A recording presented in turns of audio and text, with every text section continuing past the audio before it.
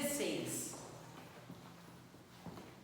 E enquanto você abre, eu vou passando ali o que estava acontecendo, o cenário, né? Paulo estava na segunda viagem missionária dele, né? Vamos ler ali no capítulo 16, você vai lendo isso, né? E ele ele se separa ali de Barnabé, aí ele encontra Timóteo, e ele está indo.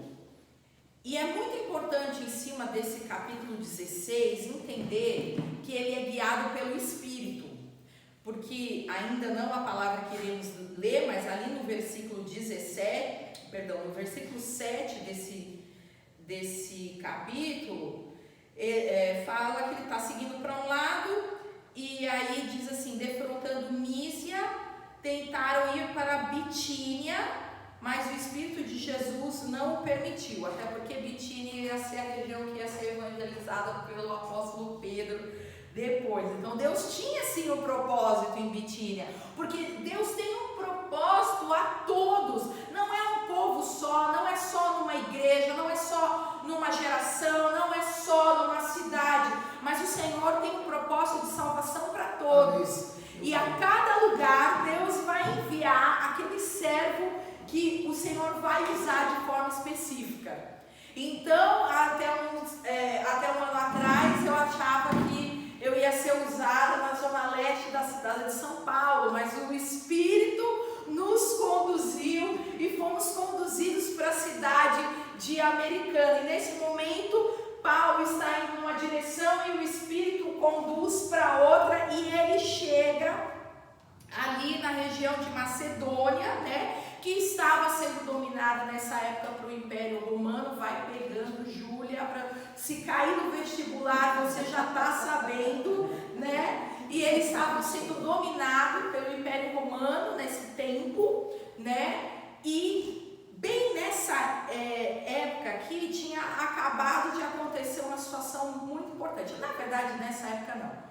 100 anos antes disso, vamos dizer, mais ou menos 100 anos antes, aconteceu uma coisa que a gente já estudou, já aprendeu na escola, né, mas a gente nunca se atentava, né, e não percebia que isso ia ser importante. Eu lembro o dia que o meu cunhado veio contar que minha sobrinha veio com a Bíblia falando: pai, o que eu aprendo da história está tudo na Bíblia, né, impressionada. E sempre teve, porque é a nossa história, né, e principalmente a história do povo judeu.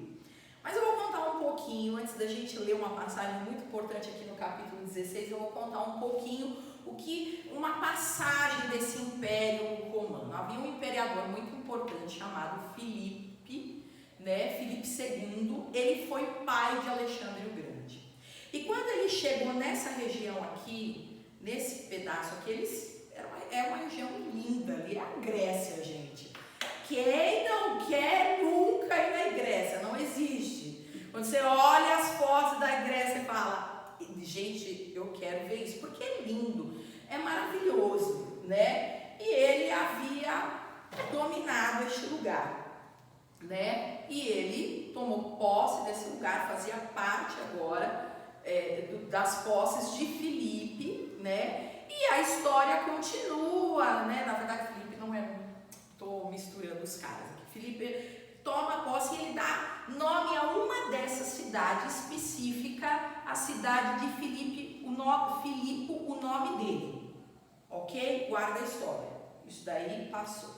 Aí, ok, isso daí em 398. Quando passa-se o tempo, acontece uma outra guerra muito conhecida, né, que é ali entre Marco Antônio e Otávio. Guarda esse cara, Otávio. Esse cara é importante na sua história, em nascimento em Cristo Jesus. Há uma guerra ali que se junta Marco Antônio e Otávio contra Bruto. A gente conhece do desenho quando a gente era criança, né? Brutus era um nome muito conhecido. Contra Brutus e Cássio. Por quê? Porque Brutus matou o tio-avô dele, que era quem? Júlio César. E aí, Marco Antônio vai guerrear junto com Otávio contra Brutus e Cássio. Isso, gente, 40 nascer Jesus. Então começa essa guerra 42 anos antes de nascer Jesus, nessa região ali da Macedônia. Eles estão guerreando e eles vão para essa cidade de Filipe.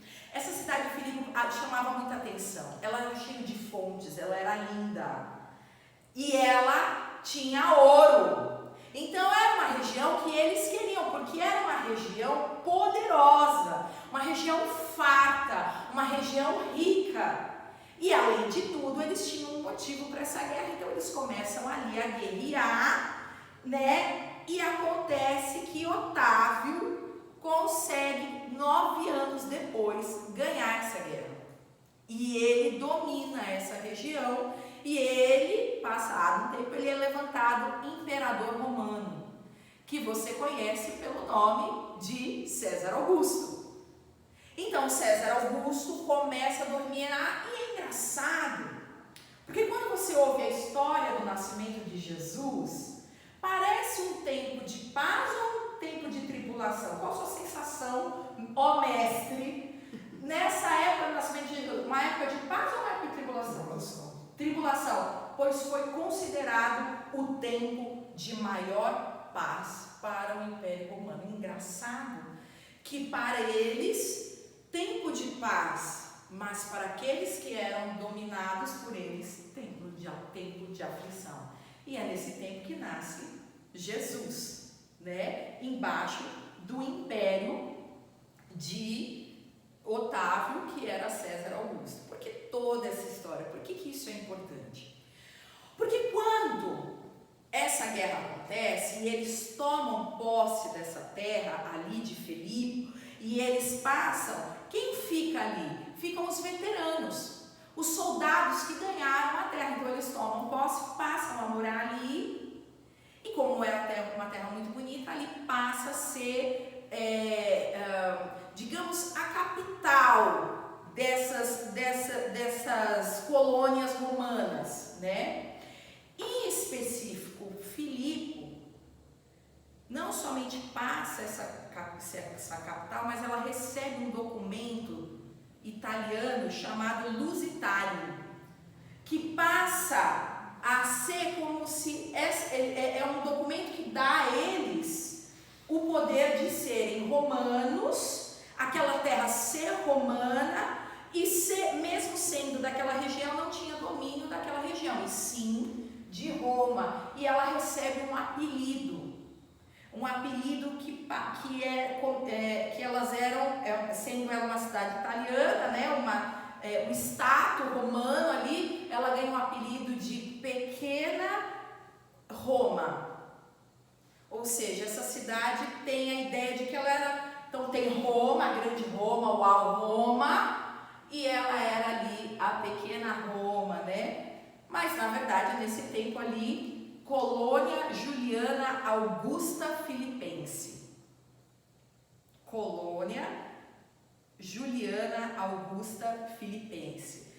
Vocês estão entendendo como se tornou essa cidade, o poder que essa cidade tinha, a imagem que essa cidade tinha, né? Tudo ali tempo de guerra, de imperadores, tal, e essa cidade, ela não era Roma, mas ela passa a ser uma colônia de Roma que tinha-se o poder romano. Como que eu vou trazer essa ilustração? É assim, é como uma cidade, como assim, por exemplo, se São Paulo, o estado de São Paulo, guerreasse e ganhasse uma terra ali, em Minas Gerais, não tão longe assim, Minas. Então a cidade é em Minas, mas pertence a São Paulo. E quem guerreou por essa cidade eram soldados de São Paulo, passa a dominar, e aí faz essa cidade ficar tão bonita, tão maravilhosa, que eles batizam ela de Mini São Paulo. Nós somos uma Mini São Paulo. E aí o pessoal começa a morar lá, começa a se achar melhor do que os mineiros, porque afinal de contas nós somos paulistanos. Nós temos todo o poder da indústria de São Paulo. Nós estamos aqui em Minas, nós temos o direito e os poderes aqui de Minas, mas além de tudo, nós recebemos os poderes de São Paulo, do dinheiro de São Paulo. Então você começa a entender que esse povo começou a se achar os top da galáxia, porque eles eram cidadãos romanos e tinham a imagem dos romanozinhos, né? Então eles já estavam ali se achando. E o imperador Júlio Augusto, vocês sabem que foi responsável pela, depois mais para frente, até por dar o destino de onde nasceria Jesus, porque ele começa a fazer censo de tudo que ele tinha, de tudo que ele possuía muito, ele tinha muito, até em Israel ele já estava, né? Então eles se achavam poderosos, porque eles tinham status, eles tinham o governo ali, e mais, a localização da cidade, gente, era muito favorável. Eles eram soldados que guerreavam por Roma, então era uma cidade que tinha muito domínio religioso romano, porque os soldados eram idólatras, se prostravam nas imagens e tudo mais, então eles governavam ali num sentido religioso, de cultura, de conhecimento, estavam numa região rica, uma região cheia de ouro, numa região de passagem, porque era a entrada da Ásia para a Europa, e a gente sabe o que o turismo significa dinheiro, significa domínio ali da região, né? Então era uma cidade, gente, muito favorável ao poder. Além de tudo, ela estava no alto de uma colina, somente a 13 quilômetros do porto. Tudo era favorável para essa cidade. Conclusão, quando você mora numa região assim, você percebe que você fala, tá tudo a meu favor, né? Tá tudo a meu favor, o porto tá aqui a 13 quilômetros, a cidade é rica, eu tenho domínio, os povos das outras nações que me aguentam, porque afinal de contas hoje é o meu povo que está acima, né? Eles se sentiam poderosos, então ricos, poderosos, se achavam cultos, né? E tudo mais. Vocês compreenderam a característica desse povo de Filipe? Tá claro? Porque isso é muito importante. É muito importante conhecer isso, porque nessa passagem que Paulo está indo ali em direção a Bitínia e o Espírito diz, não, vai lá. Daí você já começa a entender qual é o propósito do Espírito dirigir a Paulo para essa região. E ele chega lá, não adiantava ser qualquer um chegar ali. O Espírito de Deus selecionou a pessoa certa, a pessoa ideal, o cara para ir pregar naquele lugar, entendeu? E Paulo vai dizer isso para eles. Porque quando eles estão se achando, Paulo vai dizer para eles, não, vocês podem se achar, mas posso mostrar para vocês que eu ainda, se for começar a comparar quem é aqui, eu vou mostrar para vocês quem eu sou. E aí Paulo é conduzido para este lugar, né? E aí, acompanhando ali, a partir do versículo 12, diz assim, e dali a Filipos, cidade da Macedônia, primeira do distrito e colônia. Entendeu porque eu contei a história? Aqui, ó, primeira do distrito e colônia, ou seja, a principal deles. Nessa cidade, permanecemos alguns dias. No sábado, saímos da cidade para junto do rio, onde nos pareceu haver um lugar de oração, e assentando-nos, falamos às mulheres que para ali tinham concorrido. Certa mulher, chamada Lídia, da cidade de Tiatira, vendedora de púrpura, temente a Deus, nos escutava. O Senhor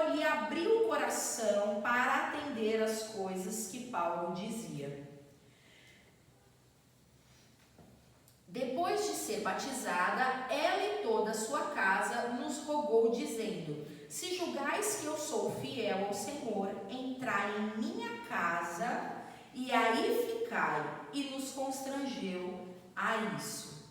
Amém? Então até aqui nos basta. Preste atenção, agora você já conhece a história ali daquela região, né? E fala que abaixo da cidade, no pé dessa colina passa o rio, né? Hoje, se você olha lá na geografia. Então, não dá para ter certeza, mas provavelmente era nesse rio que elas iam se encontrar para orar, porque não tinha sinagoga naquela região. E Lídia era uma mulher convertida ao judaísmo. Ela não era judia, ela havia se convertido ao judaísmo e nesse momento ela procura ir orar junto com os demais judeus que iam orar ali no sábado. Sábado a gente sabe que é o Shabá e judeu nesse dia só ora, eles não fazem outra coisa, eles só oram. E Paulo fica sabendo que eles estão ali e o que ele faz? Ele é judeu e ele ao mesmo tempo ele é romano e ele fala o lugar ideal para me pregar, porque eu vou falar como eles e eles vão entender o que eu falo. E ele vai até lá e ele começa a falar, mas vejam que interessante, Lídia não era judia, ela era convertida ao judaísmo.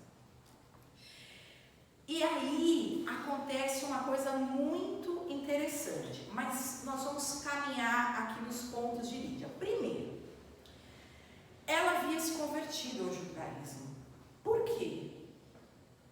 Porque você pode ter uma vida maravilhosa, e se você lê a história dela, ela era uma mulher rica, bem sucedida, ela era vendedora de púrpura, púrpura era caríssimo, e quando mais para frente vocês vão ver que ela recebe a Paulo em sua casa realmente. Para receber precisaria ter posse, precisaria receber, ele não foi sozinho, ele foi com uma comitiva, e aí ela os recebe, então ela tinha posse para receber, era possível. E aí, sendo ela uma mulher bem sucedida, sendo ela uma mulher de posses, o que a gente entende?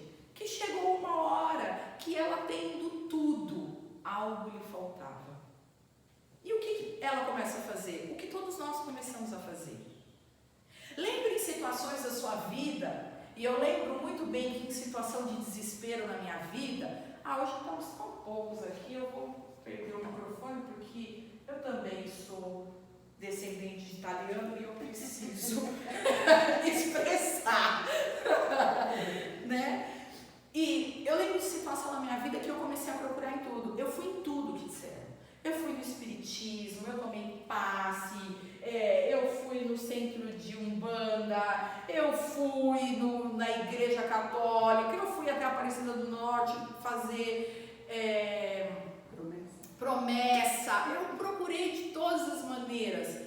Se eu ainda lembrar do meu pai, gente, o meu pai, ele tinha uma bronquite crônica, assim, terrível, ele sofria muito, e ele falava essa frase: eu procurei de tudo que me disseram, a única coisa que eu não fiz foi tomar xixi, porque eu não tive coragem, porque há uma linha aí no catolicismo que as freiras tomavam xixi e tal, e acreditava que isso curava, e ele foi atrás disso. E aí ele não teve coragem de tomar o próprio xixi, graças a Deus, né? Mas de tudo o resto, até sangue de peixe, a gente ia todo sábado, meu pai tomar sangue de carpa, num lugar que tem em Itaquera, tomava um coraçãozinho batendo assim, ele tomava aquela colherada. Enfim, ele tentou muitas coisas, assim como todos nós, quando a gente sente, quando aquele vazio bate, quando aquela falta bate, a gente vai procurar alguma coisa, né? Ela procurou o judaísmo, mas tem quem busca o budismo, o catolicismo, o espiritismo e tantas outras coisas, porque acredita que na religião a pessoa vai encontrar uma saída, vai encontrar uma resposta. E aqui, naquele momento que elas estavam ali vivendo um momento que é de religiosidade, onde eles não podem fazer outra coisa de sábado senão orar, e ela estava ali naquele momento, Paulo chega lá e começa a falar, e veja bem, o que ela estava fazendo? Ela estava orando, ela estava buscando, porque ela tinha necessidade disso, ela sabia que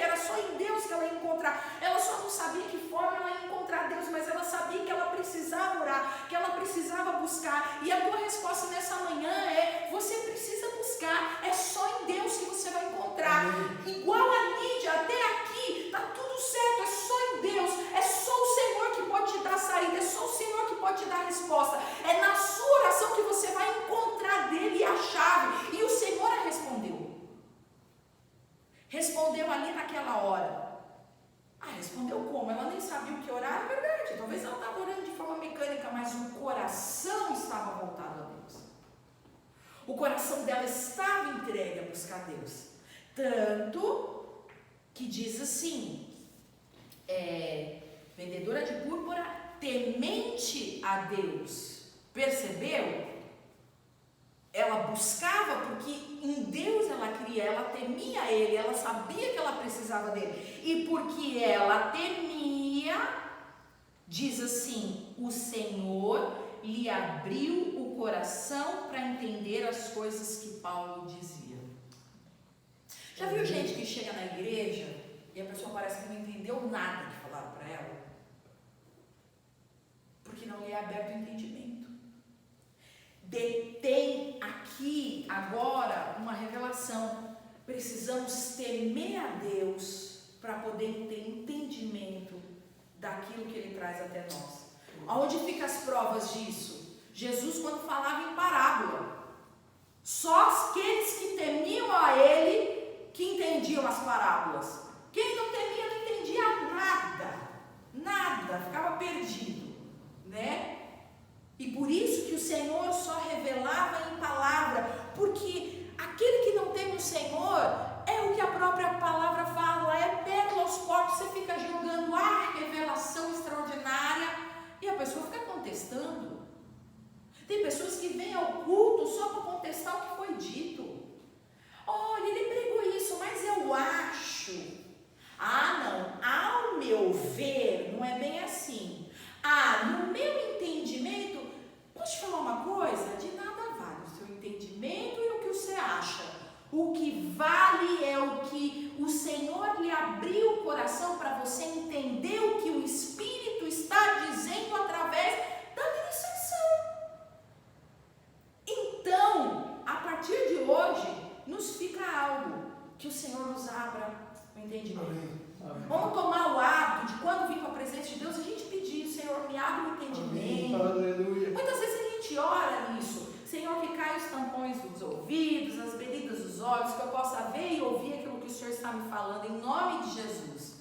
Então, com muito temor, coloca a mão no coração, porque aqui diz assim, que o Senhor abriu o coração. Vamos colocar diante de Deus a mão no coração e fala: Senhor, me abre o entendimento, para que eu possa entender, o que o Senhor me diz nessa manhã, em nome de Jesus. Amém? Então o Senhor abriu o entendimento dela para que ela pudesse compreender o que Paulo dizia.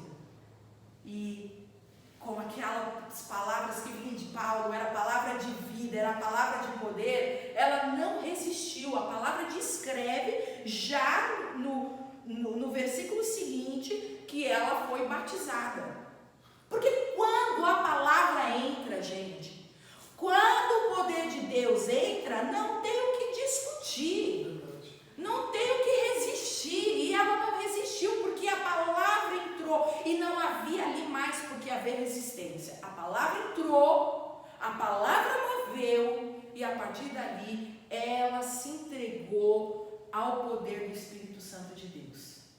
E é lógico que como a palavra entrou no coração, como o poder se manifestou na vida dela, agora ela passava a influenciar até aqueles que estão à sua volta, porque diz que ela foi batizada e toda a sua casa. Veja, aqui não cita marido, não diz se ela tinha filhos, quantos filhos, tal. Diz que foi ela e toda a sua casa. Não está descrevendo quem exatamente, mas aqui a gente entende que no mínimo servos e filhos foram batizados. A gente tem o temor de entender, aí por história, que talvez ela não tivesse um marido. Talvez, não é claro. Por que talvez? Porque entendendo que os princípios daquela época. Ela convertida ao judaísmo, o marido ia ser citado, né? Mas será que então o marido não tinha se convertido? Ou será que simplesmente não era propósito de Deus citar o marido dela aqui? Não dá para saber. Já você vai procurar muitos livros e livros e livros e diz, não dá para saber se ela era viúva, se ela era divorciada, se ela era largada, se ela era abandonada. Não dá para saber. Não dá para saber. Mas uma coisa que a gente sabe é que Lídia influenciou a sua casa. Por quê? Por que essa influência? Porque ela se permitiu que o Espírito trabalhasse através dela. Então, quando você se permitir ser levado pelo Espírito, ser conduzido pelo Espírito, você vai influenciar a sua casa. E se tiver sozinho, se tiver marido, se tiver esposa, se tiver filho, não importa quem está com você. O primeiro ponto é se deixar ser levado pelo Espírito. E aí depois, nesse mover do Espírito, você vai acabar levando quem está à sua volta. Lídia, aqui, nessa hora, então se você olhar, ela se converteu ao judaísmo, foi orar no sábado, parou para ouvir o homem de Deus, né? Ou seja, busca o pastor, busca uma palavra, vem no culto, vem na célula. Essa é a hora que você parou para ouvir, né? Aí Deus abre o coração dela para ela compreender. Lídia se converte, é batizada, e aí vem a frase. Ela diz assim: olha só, se julgas que eu sou fiel ao Senhor, se julga que eu sou fiel ao Senhor, entrai em minha casa e aí ficai. Aqui, gente, além dos pontos extremamente importantes para que ele entre a casa, tem uma outra questão. Não é só Jesus entrar na sua casa, é ele ficar. Se julgas que sou fiel ao Senhor, entrai em minha casa e aí ficai. Porque aqui eu acho que como você pediu para o Espírito Santo te revelar, Deus já falou com você. Não é só entrar. Tem muitos que Jesus entra assim na casa. Tem muitos que abrem o coração para Jesus entrar. Tem muitos que pedem para Jesus fazer parte da família. Tem muitos que se convertem, vão à igreja e Jesus entra, mas Jesus não permanece. E não é um negócio só ele entrar, mas ele permanecer na casa. O apelo de Lídia era: entrar em minha casa e aí ficar. Então, aqui são duas questões. Primeiro, ser fiel. Ser fiel. O Senhor olhar e ver a fidelidade, né? E nessa fidelidade, ela dá o segundo passo, que é clamar ao Senhor para que Ele venha e fique.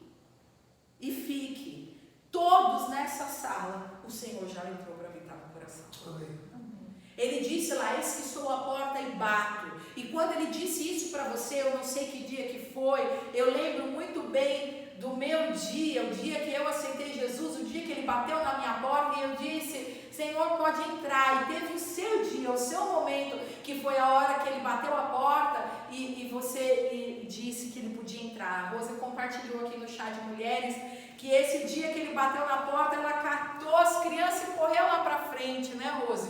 Porque esse foi o dia que ela abriu a porta para ele poder entrar. Mas depois havia uma outra questão: ele ficar.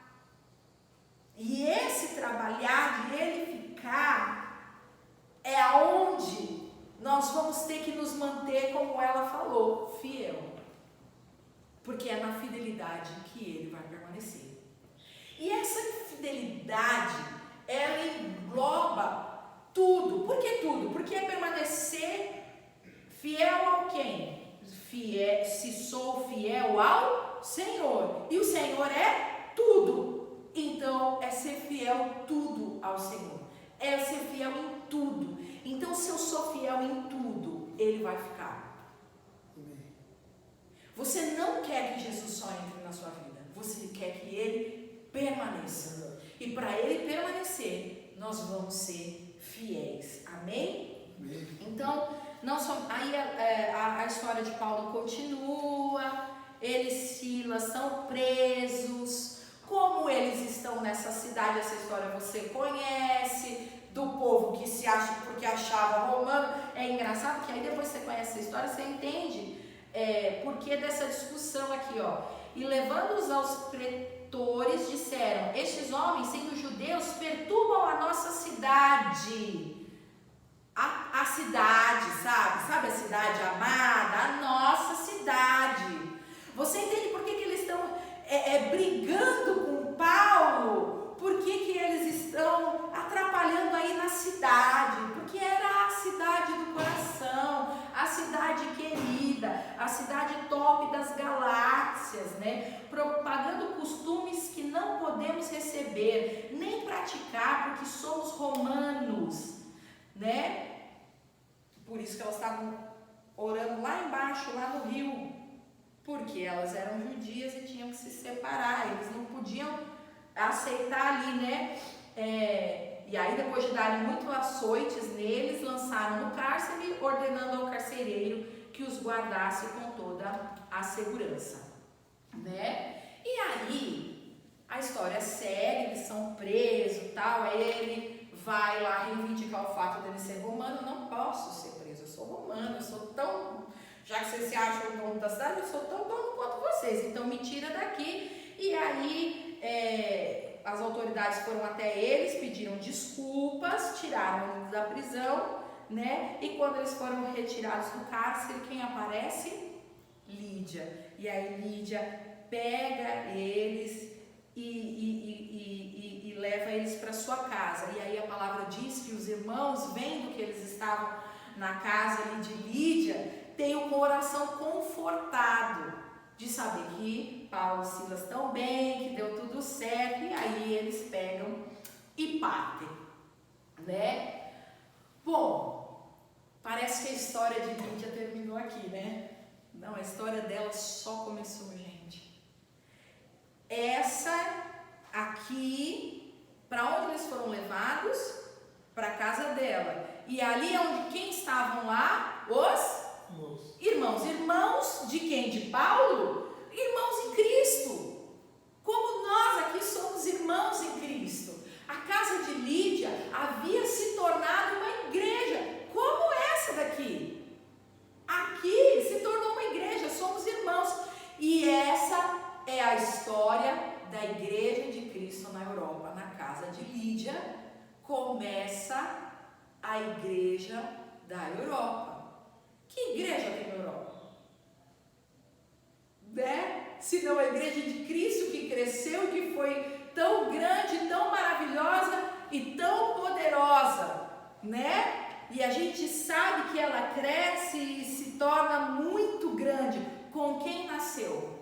Com uma mulher que disse: entra na minha casa e aí ficai, né? Quando eu abro a minha casa para ter um culto, uma igreja, eu não estou abrindo a minha casa física para somente a gente aqui orar, mas eu sei que quando eu abro, o Senhor está entrando junto com você e aqui Ele vai permanecer. Mas essa daqui, nesse momento, não é só a casa, mas a igreja de Cristo, aonde nós vamos permanecer nele. E essa casa aqui, ó, bate no seu coração. Essa casa aqui é o coração onde Deus habita, onde Jesus habita, e aí ele tem que permanecer. Então veja, o pedido de Lídia foi para que Jesus entrasse, né, que os servos do Senhor entrassem, que Deus entrasse, que a igreja ali entrasse e ali permanecesse. Então, primeiro, entrar, receber Jesus é lindo, mas o permanecer, que é a promessa, que é o maravilhoso. Não é o conhecer Jesus e deixar ele passar, porque a palavra diz que aquele que conhece Jesus, e não fica firme, o estado dessa pessoa se torna 8 vezes pior do que era antes. Então era melhor que ela não tivesse conhecido. É melhor que uma pessoa não conheça Jesus do que você até ajudá-la a vir para Cristo, mas depois não acompanhar a vida dela. Por isso que caminhando na visão celular, a gente ajuda orando pela pessoa, né? O que é a visão celular, né? Na célula da quinta-feira passada a gente falou um pouco, né? Nós caminhamos embaixo da visão do M12, ganhar consolidar, discipular e enviar. Por que isso? É uma doutrina, uma esoteria de homens? Não é nada disso. É um trabalho de amor com vidas. Por exemplo, a pessoa chegar na igreja e ela não vem, só senta, ouve o culto e vai embora. Não, porque se ela fizer isso, Jesus entrou. Mas alguém precisa, com um trabalho de amor, de oração, de acompanhamento, trabalhar para que Jesus permaneça nela. E isso é muito sério. Porque quando a gente pensa nessa palavra que diz, olha, se o Senhor entrar na casa, se o Senhor limpar a casa, e essa pessoa, depois da legalidade para o inimigo entrar, esse inimigo vem com mais 7, tornando o estado dessa pessoa muito pior do que o anterior. Quando a gente entende isso, a gente tem temor. E a gente pensa, eu não posso apresentar Jesus para o meu filho, eu não posso apresentar Jesus para o meu marido, eu não posso apresentar Jesus para minha amiga, e depois simplesmente apresentei, agora você se vira, quem vai na igreja é você, e se quiser você fica aí. Não, a partir de agora, eu com temor no coração vou entender que Jesus precisa entrar e precisa permanecer ali, e para ele permanecer, eu oro, eu intercedo, eu dou uma palavra de amor, eu convido ela para vir, eu me convido a ir à casa dela, levar uma palavra na sua casa. Posso tomar um chá para eu pisar na sua casa levando uma palavra de Deus? E aí eu faço esse trabalho, essa obra para que Jesus permaneça nessa pessoa. Então não é um enfado, não é um jugo, não é um cansaço, mas é uma obra de amor para que Jesus permaneça. Eu não só dei e joguei Jesus lá, eu ajudo para que Jesus permaneça.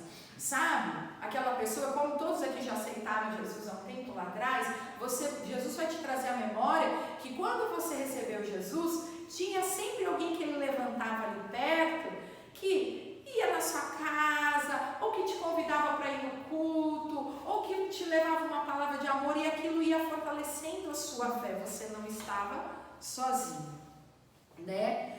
Então a história de Lídia, você vê que não parou aqui, porque ela não pediu só para Jesus entrar, ela pediu para Jesus ficar. E graças a Deus, Jesus ficou ali e esse ministério começou a crescer. E aí, cresceu, e Paulo começa a trabalhar naqueles irmãos e levar a palavra para aqueles irmãos e cuidar daqueles irmãos. E num tempo posterior, Paulo escreve uma carta para eles que nos é muito conhecida, que é a carta de Filipos, né? Aos Filipenses, perdão, a carta aos Filipenses.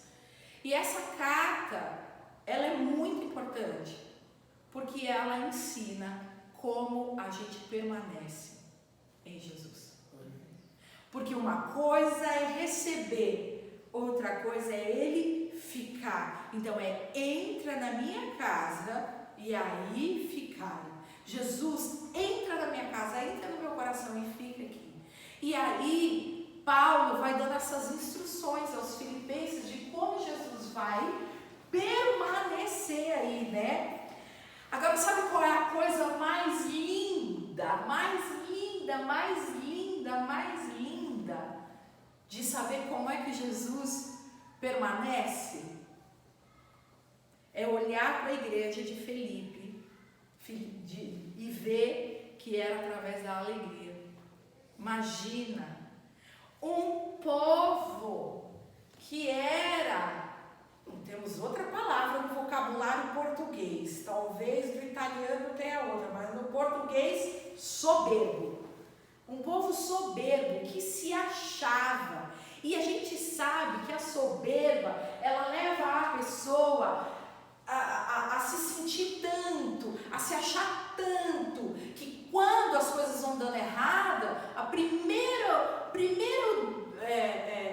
bichinho que pica ela é a tristeza, que a pessoa fica triste, abatida, ai, não está dando certo, ai, não está funcionando, aí vem o nervoso, o estresse, a ansiedade e mais um monte de coisa que ele carregava. E aí vem Paulo e começa a demonstrar através da carta que esse povo recebeu o batismo de alegria. Você sabe que na carta aos Filipenses ele cita alegria, alegrai-vos, alegre, mais de 15 vezes. Porque foi um povo que foi marcado com a alegria de Deus. E gente, um povo que era descendente de soldados, povo numa descendência que morreu na guerra, ou seja, um povo que vivia brigando, que vivia guerreando, que vivia lutando, depois se torna um povo soberbo, que se achava, tanto que a hora que Paulo pisa lá, eles vão falar, não, ele está aqui na nossa cidade, querendo mexer na nossa cidade, quem ele pensa que ele é, né? E Paulo, muito esperto, nem se defende, dizendo, eu também sou romano, né? Ele deixa acontecer. Sabe o que ele faz? Ele deixa aquele povo, deixar explícito como que era o coração deles, como era a alma deles, uma alma soberba, uma alma que achava que o poder, que o dinheiro, que o ouro, que a beleza do lugar, que a vista, que as fontes das águas, que tudo aquilo que era material, que era físico, era o que fazia deles um povo grande e poderoso. Mas agora Paulo traz toda uma igreja para junto, para mostrar que não é poder, que não é dinheiro, que não é o lugar, que não é a imagem que eles veem, não é nada disso, mas sim o poder de Jesus. E quando você começa a caminhar na carta de Paulo, é exatamente isso que ele vai falando, né? Ele vai falando, Paulo e Timóteo, servos de Cristo Jesus, a todos os santos de Cristo Jesus, inclusive bispos e diáconos que vivem em Filipos. Deu para perceber como a igreja cresceu? Deu para perceber como aquela mulher que disse, entra na minha casa, agora já se tornou uma igreja grande tão pouquíssimo tempo depois, e eu declaro que assim vai ser com a igreja Shaddai de Americana, em tão pouco tempo nós vamos ser grandes, e essa igreja aqui já tinha bispos, diáconos, está no plural, né, bispos, diáconos, né, para ter um bispo já precisa ter um povo qual você o seleciona o bispo. Para ter os diáconos já precisa no meio do povo selecionar um diácono. Agora se tem bispos, diáconos, não dá para ser todo mundo bispo, todo mundo diácono, né? Vai ter que ter todo o povo também abaixo para ser guiado, senão não nem há necessidade de bispos e diáconos, gente. Mas eles cresceram tanto, eles se tornaram tão fortes aqui, que agora Paulo escreve essa carta já deixando para nós hoje, nesse tempo, mostrando como essa igreja cresceu em pouco tempo. Em pouco tempo. Porque o tempo de Deus não é como o nosso, e ele é extraordinário. Às vezes a gente está aqui achando que vamos em anos ver a conversão de Americana, quando Deus está falando, não, mas se eu converter a Americana amanhã, vocês vão ter que estar preparados. Porque Deus decidiu converter uma boa parte dessa cidade, e o Senhor fez a obra usando a vida de Paulo para pregar o evangelho e Lídia para abrir a sua casa. Amém. Né? Dou graças a Deus por tudo que recordo de vós, fazendo sempre com alegria. Alegria foi a marca. Alegria foi o ponto forte dessa igreja. Com alegria, súplicas por todos vós em todas as minhas orações, pela vossa cooperação no Evangelho, desde o primeiro dia até agora. Desde o primeiro dia, ou seja, desde o primeiro dia, quando Lídia abre a sua casa, eles passaram a cooperar com esse Evangelho, e eles continuaram como? O que Lídia disse? Se vê que eu sou fiel, entrai e permanecei. Olha aqui Paulo dizendo, pela vossa cooperação no Evangelho desde o primeiro dia até agora, então era um povo fiel. Por que Deus permaneceu? Porque eles eram fiéis. Quando Lídia diz lá, se julgais que eu sou fiel ao Senhor, entrai em minha casa e ficai, né? Agora vem Paulo em Filipenses 1:5 e testifica, esse era um povo fiel. E a fidelidade, gente, ela é uma marca no reino do Espírito que gera conquistas extraordinárias, que gera, e aqui nesse momento mostrando que gera a melhor das conquistas, Jesus permanecer na sua vida, Jesus estabelecer morada no seu coração eternamente. É a fidelidade que vai fazer ele permanecer. E Paulo está testificando contra essa carta que a gente não vai poder argumentar, está registrado, impresso, está aí na sua mão, na minha mão. Não, ninguém vai tirar isso daqui da igreja de Filipe. Eles eram fiéis desde o primeiro dia até agora. Amém. E não é ser fiel no dia que você aceitou Jesus, que o primeiro amor entrou no seu coração e os seus olhos se abrem e parece que a árvore fica mais verde, o céu fica mais azul e você vai vivendo aquele primeiro amor onde Jesus vai trazendo tudo e você vai sendo acolhido, amado, tudo é lindo quando a gente se converte. Não. A fidelidade teve que permanecer quando Paulo também deixou a cidade e foi embora, e as guerras continuaram, as lutas continuaram, e não tinha o WhatsApp para perguntar, Paulo, o que eu faço? Paulo, e agora? Né? Não tinha, a comunicação era restrita, eles tinham que permanecer fiel naquele pouco que eles receberam, mas ali eles permaneciam fiel. Receberam a instrução de Paulo, foram orientados, e agora o negócio é esse, é Jesus, e aqui nós vamos permanecer fiel. E Jesus morreu e ressuscitou, e é nessa fé que eu permaneço. Então eles não davam desculpa para não ficar permanecendo fiel. Eles não ficavam procurando na Bíblia, não, mas deixa eu ver. Qual ponto da Bíblia fala se pode beber ou se não pode beber? Qual fala se pode usar tatuagem ou não pode usar tatuagem? Aonde na Bíblia? Não tinha. Simplesmente eles eram fiéis. Paulo disse, sim, então é assim. A instrução que nós recebemos do Evangelho foi essa, então é essa. Hoje a gente fica indo procurar muito um argumento para sair da fidelidade ou tal, uma desculpinha, um jeito de querer pecar, fazer a vontade da alma, porque a gente está com o livro aqui na mão escrito, mas naquele tempo eles tinham que ser fiéis a uma palavra.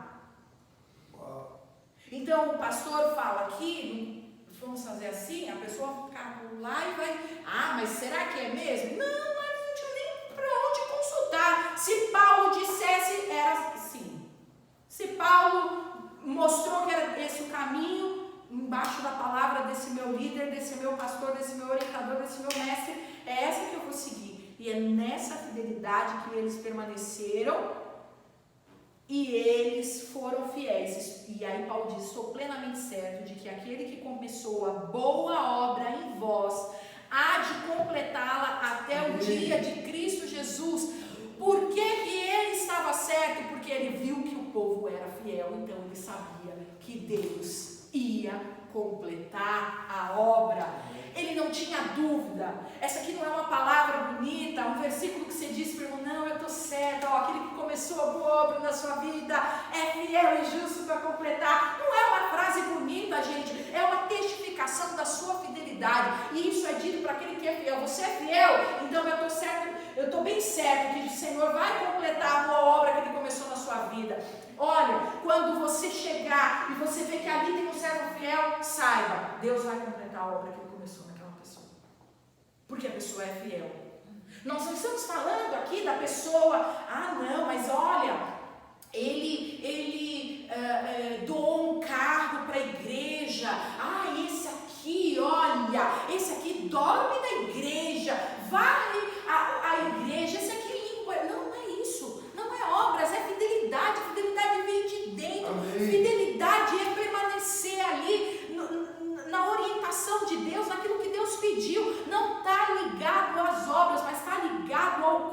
coração, a ser fiel no coração ao Senhor. E aí, estou certo que aquele que começou a boa obra em vós há de completá-la até o dia de Jesus Cristo. E dia com letra maiúscula, porque é o dia da sua salvação. Amém. Amém?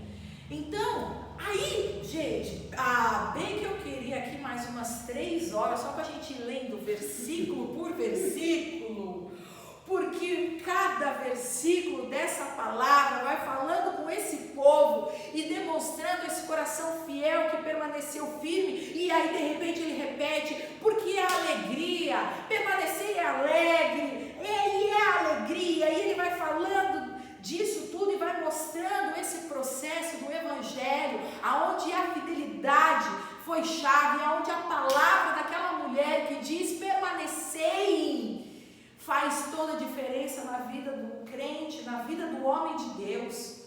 Porque se Jesus entrar e fizer uma breve passagem, para depois a gente ficar estampando por aí, não, eu sou crente. Ok, crente, até o diabo até ele crê no Evangelho. Crente tem um monte de gente por aí fazendo um monte de coisa errada e dizendo que é crente. A Bíblia diz que o diabo crê e treme. Aí, se até o diabo tem temor de Deus e treme, tem medo, né? Tem medo. Se até o diabo tem medo de Deus e crê em Deus, quantos homens não vão crer e não vão ter medo de Deus? Muitos. A diferença está naquele homem que o Senhor tem permanecido no coração. E não é permanecer hoje, é permanecer até o dia de Cristo Jesus, até a volta do Senhor Jesus. Amém? E aí Paulo fala que mesmo ele sendo um pregador, ele vai preso, mas olha, ele dizendo aqui nas nossas palavras, mas não se preocupa com isso não, porque eu não estou preocupado com isso. Pelo contrário, eu ter sido preso, eu estou levando o Evangelho aqui dentro da cadeia. Por que quem vai levar? Vocês? Será que o povo de Filipos, tão cheio de si, ia querer entrar nas cadeias para pregar o Evangelho? Não, alguém precisa ir. Eles que lá estavam se achando todos agora vão entrar nas cadeias? Não, né? Alguém tem que ser levantado. Alguém tem que ser levantado para pregar o Evangelho dentro da sua família. Sabe que às vezes não vai ser você que vai pregar? Às vezes a voz dentro da sua casa não vai ser a sua, mas Deus vai precisar de alguém para falar. E não porque você não tem voz, não porque você não tem autoridade, mas porque talvez a soberba do coração lá não está preparado para te ouvir, para se abrir. Então, Deus sabe aonde vai estar. Só que para pregar dentro da cadeia, alguém precisa ter um coração totalmente disposto a ir. Quem tinha um coração totalmente disposto a ir? Paulo. E ele foi. Então ele fala, não se preocupa que eu estou aqui não. Pelo contrário, estou levando o Evangelho aqui dentro. Eles estão ouvindo a pregação de Cristo, de maneira que as minhas cadeias em Cristo se tornam conhecidas de toda a guarda pretoriana e de todos os demais. Ou seja, sabe aquela alegria que ele está pregando? Não é uma alegria que ele está pregando com o povo só para falar de alegria, entende? Por toda alegria e sejam alegres. Não, fazia parte do ser dele. Ele era uma pessoa alegre. Aquela era aquela característica de Paulo, ele era alegre, então por isso ele podia falar de alegria, né? E aí ele vai falando, né? Convencido disso, estou certo de que ficarei e permanecerei com todos vós para o vosso progresso e o vosso gozo da fé. Mais uma vez falando da alegria da fé, né? E trazendo a palavra da semana passada, onde o pastor falou de unidade, que é o ponto-chave de também Jesus entrar dentro da nossa casa, Paulo diz assim, vivei acima de tudo, por modo digno do Evangelho de Cristo, para que, ou indo ver-vos, ou estando ausente, ouça no tocante a vós outros, que estáis firmes em um só espírito, como uma só alma, lutando juntos pela fé evangélica. E que tristeza devia ser para Paulo, se ele pudesse ver o tempo hoje, onde as pessoas se debatem uns contra os outros dentro de Facebook. dentro de Instagram, brigam, divide a fé evangélica, divide a fé em Cristo. E isso é muito sério, porque quando ele está falando de ter no evangelho a alegria, de sermos unidos com essa alegria, vai lá, por exemplo, um evangélico e comete uma falha. Evangélicos podem cometer falha? Todos. Sim. Porque somos homens e somos falhos. Aí vem a mídia e detona o cara. Porque a mídia está esperando isso o tempo todo. Detona o cara. Ele não vai... o cara pode ser, catador de latinha e cometer um erro. Ele vai descobrir se o catador de latinha era evangélico. Se descobrir, evangélico tal, não sei o que lá, e põe na capa, né? O cara podia ser qualquer coisa, mas ele não vai pôr o que o cara faz, ele vai pôr que o cara é evangélico, né? Bom, enfim, o cara pode ser até jornalista como eles não vão escrever jornalista comete falha, não, é evangélico comete falha, né? Porque o negócio é evangélico.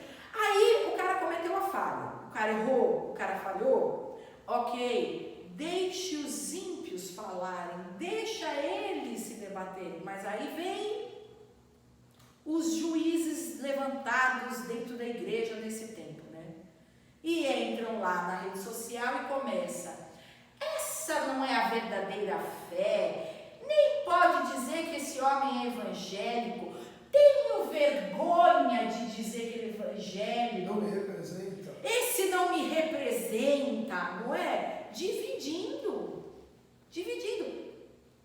Meu Deus do céu, posso te dizer com todas as palavras, totalmente contrário ao que Paulo diz e ensina. É irmão, e o irmão falhou. Antes de você atacar pedra no irmão nas mídias sociais, sabe o que você faz? Dá um passo atrás, porque Jesus disse, quem comigo não junta, espalha. E quando você está lá atacando pedra no cara, porque junto com os outros, porque ele é evangélico, você está dando margem para um cara que não conhece a Deus, para aquela pessoa que está fora do evangelho, pensar, se até os evangélicos criticam uns aos outros, eu vou fazer parte dessa bagunça? Vou eu ficar aqui quieto, que eu ganho mais. Se pastores ficam brigando na mídia um com os outros, e pior, a gente entra lá para julgar e fica debatendo, quem está de fora vai falar, nem eles se entendem, nem eles se debatem. Esses dias sentado no sofá, eu mostrei para vocês e falei assim, não é as duas discutir por causa disso, mas são duas irmãs em Cristo brigando na mídia. Duas cantoras gospel brigando, uma porque podia tatuagem, outra porque não podia tatuagem. Uma porque faz tratamento psiquiátrico e a outra que acha errado o tratamento psiquiátrico. As duas começou a se bicar e isso tomou uma repercussão enorme. Aí eu falei assim, Carlos Henrique, o negócio tomou uma proporção enorme. Aí fica um monte de crente lá, não porque fulana tá certa, não porque Beltrana tá certa, não, isso tava no Globo, gente, não é que tava no Fuxico Gospel, tava no Globo, né? Fuxico Gospel. E o duro é que tem um jornalzinho que chamou Fuxico Gospel. Não tava no Fuxico Gospel, tava no Globo. Aí, sabe o que fica o pessoal que lê o Globo? Falando, um monte de crente, uma bate na crente Z e a outra bate na crente F. Estão só se debatendo. Eu vou entrar nessa briga, nessa baixaria, né? E mais, as duas irmãs em Cristo ficam brigando em mídia. Aonde está o evangelho nesse negócio todo? E aí isso tem que virar pregação, porque para Paulo, gente, ele tinha que escrever carta. A hora que o pessoal fala errado, gente, põe o pé para, dá um pé para trás, porque vocês estão caminhando para um lado que não é para ir. Então ele tinha que escrever carta. A gente chega aqui na frente e fala, gente, não vamos brigar na internet, vamos ser unidos.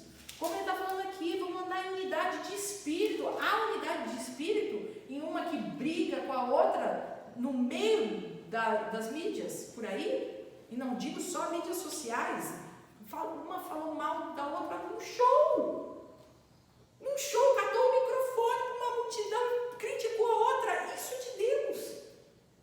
Depois ela ainda se atreveu a louvar o Senhor, né?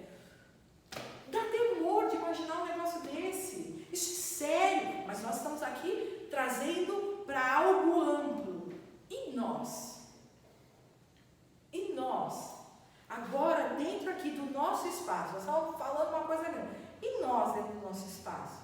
Dentro do nosso espaço, gente, é saber que andar em unidade de espírito, a gente tem que se compadecer do que está ao nosso lado, não julgar o que está ao nosso lado. Ah, mas Rosângela, 100% das vezes você não julga? Não, pelo contrário.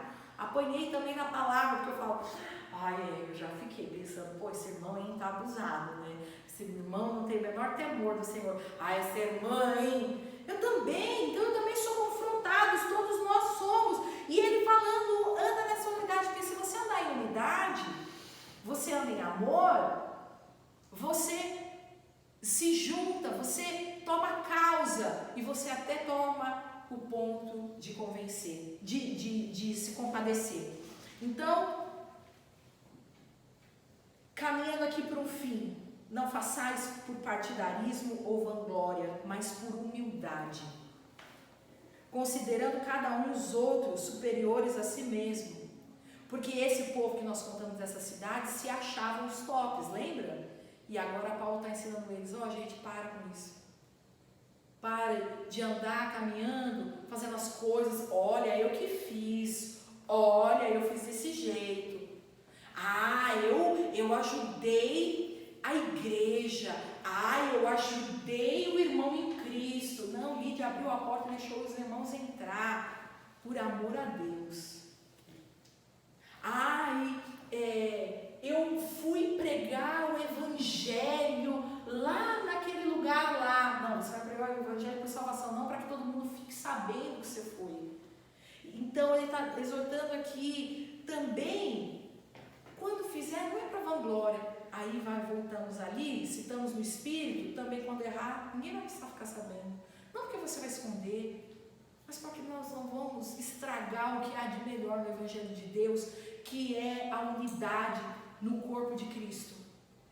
Fica um brigando, depois ficam os outros se vangloriando, né? E aí ele vai falando do exemplo de humilhação de Cristo. Tem de vós mesmo o sentimento que houve também em Cristo Jesus, pois ele subsistindo em forma de Deus.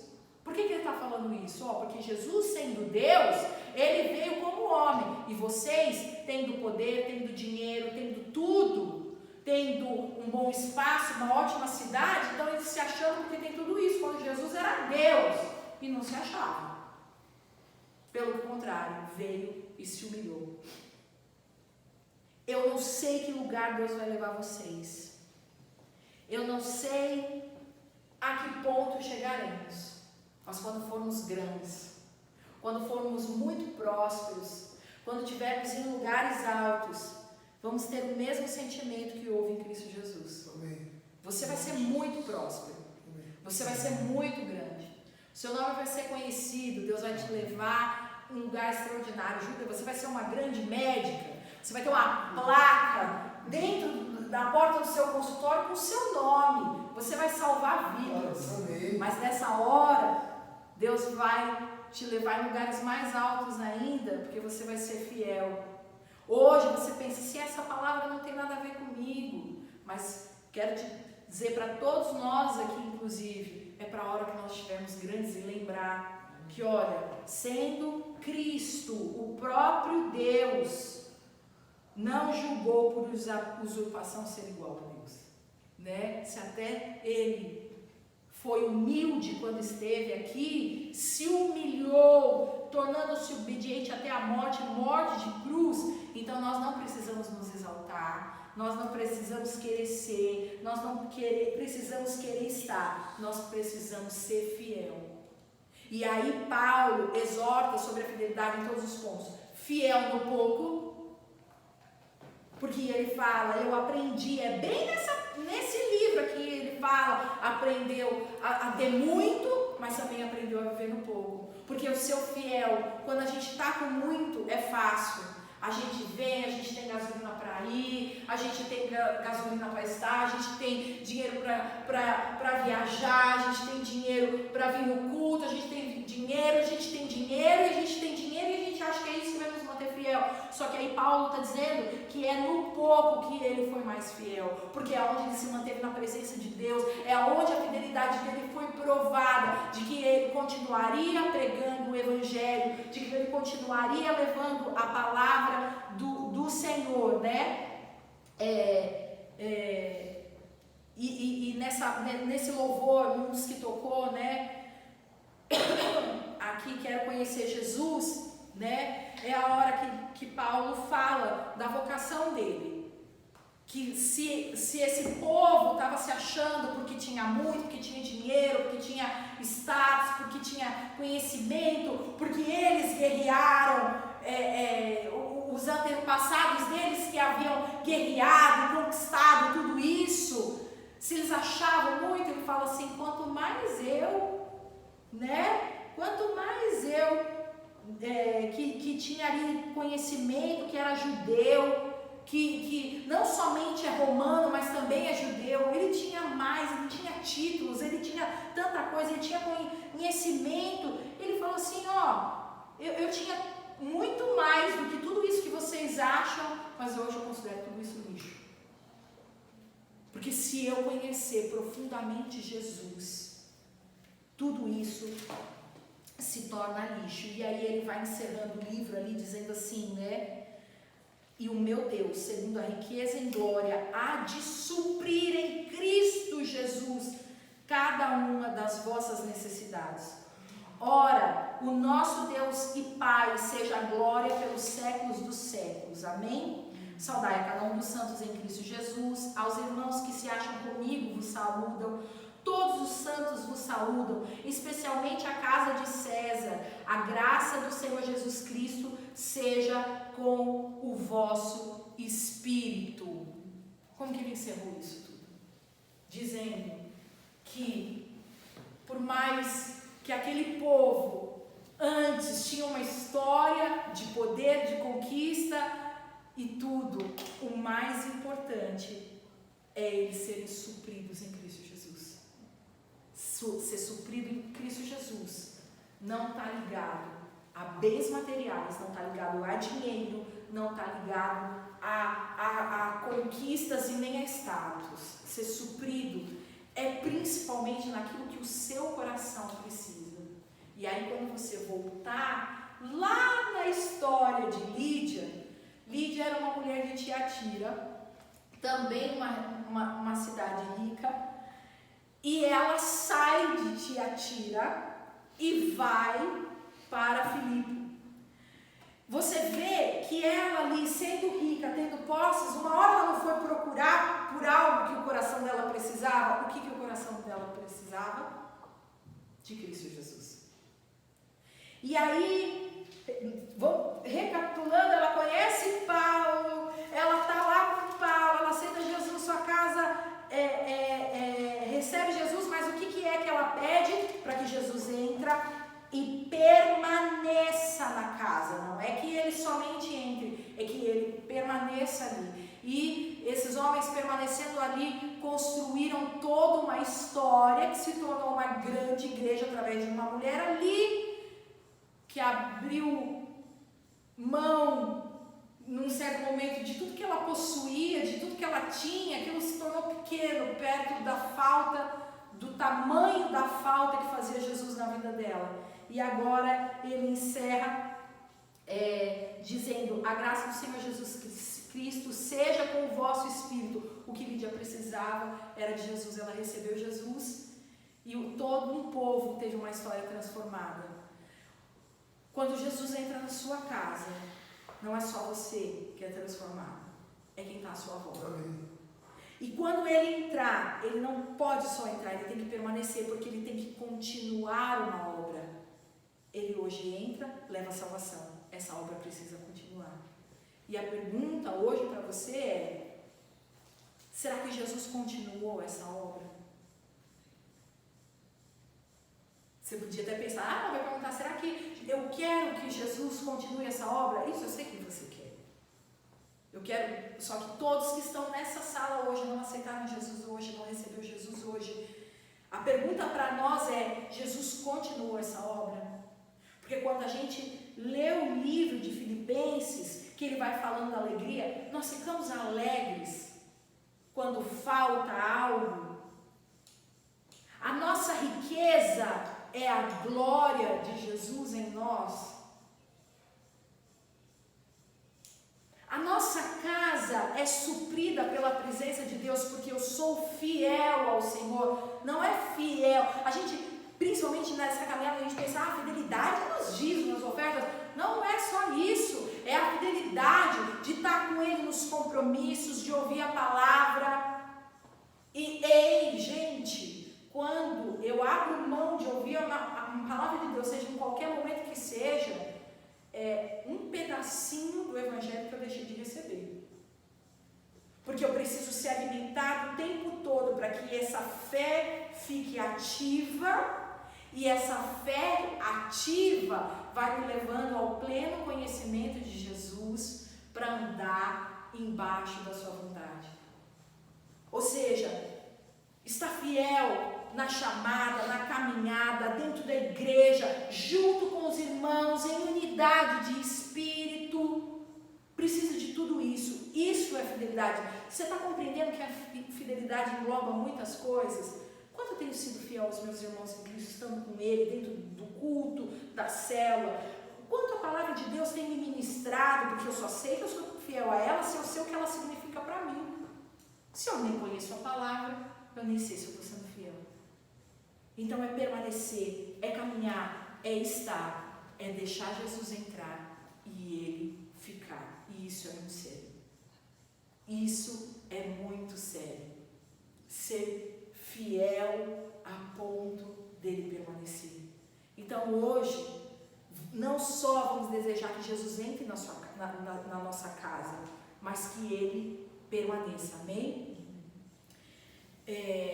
Eu quero convidar vocês a ficar em pé, o público vai pôr um louvor, e eu quero que você, agora seja você com Jesus. Sabe por quê? Porque aqui hoje, essa palavra, ela alcançou nosso coração.